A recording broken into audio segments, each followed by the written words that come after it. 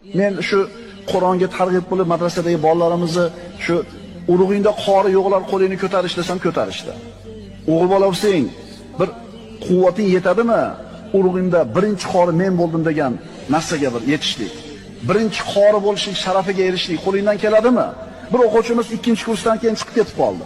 Chiqib ketib qoldida, oradan bir 2 yil o'tgandan keyin telefon chalyapti. Domla, birinchi bo'lib sizga aytayapman, meni muboraklik qilib qo'ying, Qur'on yodladim deyapti.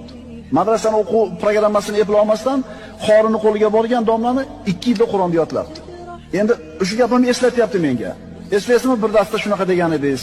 Urug'imda birinchi qori men bo'ldim, domla tabriklab qo'ying deyapti. Agar o'sha bolani Qur'on yodlashiga meni gapirgan gapim bir motivatsiya bo'lgan bo'lsa, inshaalloh menga ham ajr bor. Shuning uchun urug'ida bitta ham qorisi yo'q bo'lgan odamlar bor. Harakat qiling bolangizdan qori chiqarishga.